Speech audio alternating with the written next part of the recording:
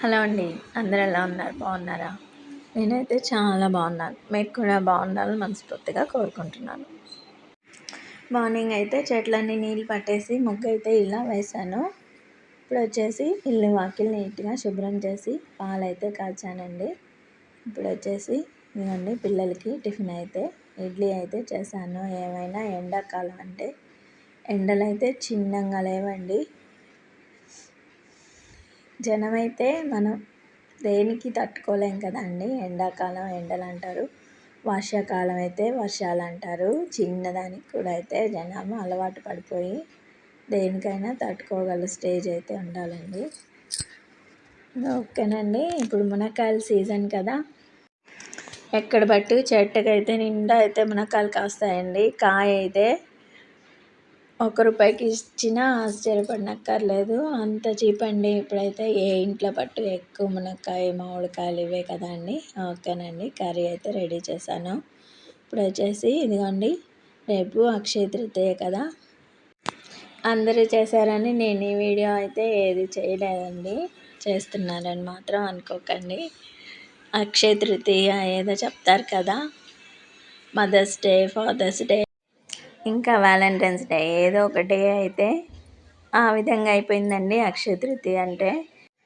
ఆ రోజైతే పూజ అలా చేయాలి, ఇలా చేయాలి, ఆ బంగారం కొనాలి, అలా ఉండాలి, అలా అయితే ఏదేదో పెద్ద హైరాణ అయితే పడిపోతాం కదా అండి. అలా అయితే ఎప్పుడూ ఉండకూడదు. మనకున్న దాంట్లోనే అయితే అక్షయ తృతీయ అంటే నేను ఒకసారి అయితే గోల్డ్ కొన్నానండి. కొన్నాకైతే అప్పుడప్పుడు ఒక్కొక్క చిన్న వస్తువు అయితే తీసుకోగలిగాను.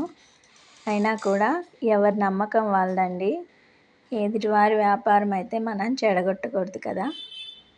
ఏమైనా కూడా మెయిన్ బంగారం కొనడం కంటే మనకున్నంతలోనే ఎవరికన్నా సహాయం చేయడంలో అంతకు మించి తృప్తి ఉంటుందండి. ఎవరికన్నా అయితే మనం ఎవరన్నా ఆపదలో ఉంటే వాళ్ళకి మనకి తోచిందన్నా కొంచెం సహాయం చేస్తే ఎంతో పుణ్యం కదా.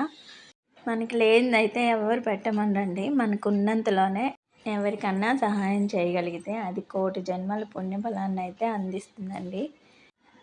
మెయిన్ అమ్మవారి అనుగ్రహం కలగాలంటే ఎప్పుడు ఇంట్లో గొడవలు, చికాకులు, అది కాకుండా ఇల్లు అపరిశుభ్రంగా ఉంటే ఎప్పటికీ అయితే అమ్మవారు అయితే అనుగ్రహించదు కదా. బారెడు పొద్దెక్కిందాక నిద్రలేయడం, ఆ తర్వాత ఏదో పని చేసేసాంలే హడావుడిగా అయిపోయిందా అనుకొని ఎదురింటెల్లమ్మ మాటలు అలా చెప్పుకుంటే ఎప్పటికీ మంచి రోజులు రావండి.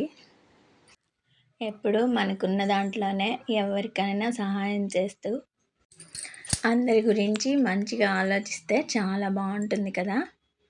ఓకేనండి. ఈరోజు వచ్చేసి పిట్టు అయితే చేద్దాం అనుకున్నాను. ఏంటబ్బా పిట్టు మాకు రాదు అనుకుంటున్నారు కదా. కాదండి, ఇది వీడియోలో మీకు షేర్ చేయాలనుకున్నాను. ఇప్పుడు వచ్చేసి చూడండి, ఇడ్లీ రవ్వ పైన ఇలా అమ్మవారి బొమ్మలు అయితే వేస్తున్నారు కదా. ఇవి వచ్చేసి అంటే మీకు ఏదో విషయం చెప్పాలని కాదు, ఇలా అమ్మవారి బొమ్మలు ఇలా వేస్తే మనకు కొంచెం పడవేయడానికి కూడా కొంచెం కష్టంగా ఉంటుంది కదా అండి. ఇలా వేసే ముందు వాళ్ళు ఒక్కసారి ఆలోచిస్తే చాలా బాగుంటుంది కదా. ఓకేనండి. ఇదిగోండి, రవ్వ అయితే ఇలా ముందుగా అయితే జల్లించి పెట్టుకొని, ఏంటబ్బా చిన్నపిల్లల ఇలా ఆడుకుంటుంది అనుకుంటున్నారు కదా. ఒకప్పుడు చిన్నప్పుడు ఆటలే ఇప్పుడైతే మనం ఈ విధంగా అయితే డైలీ ఇలా వండుకొని తినాల్సి వస్తుందండి. ఇదిగోండి, రవ్వ నీట్గా బాగా 1-2-3 సార్లు అయితే బాగా నీట్గా అయితే కడిగి శుభ్రం చేసుకోవాలి. ఇది వచ్చేసి మామూలుగా అయితే ఒక పాత్రలో నీళ్ళు వేసి అందులో గుడ్డ పరిచి దాన్ని అయితే ఇలా చేసేవాళ్ళు కదా. ఏమైనా పెద్దవాళ్ళ వంటలు అప్పుడప్పుడు అయితే పిల్లలకి చేసి పెట్టాలండి, వాళ్ళ హెల్త్కి కూడా చాలా మంచిది. ఇప్పుడు నేనైతే ఈ విధంగా ఇడ్లీ పాత్రలో క్లాత్ అయితే వేయలేదు. ఇలా నీట్గా కడిగి కొంచెం తడి ఉండాలండి. మరీ నీళ్ళన్నీ గట్టిగా పిండేసినా అయితే కొంచెం కుక్ అవ్వడం అయితే కష్టం. లైట్గా కొంచెం వాటర్ అయితే ఉంచి ఇలా తడిపి పెట్టేసామంటే బాగా ఈజీగా అయితే కుక్ అయిపోతుంది.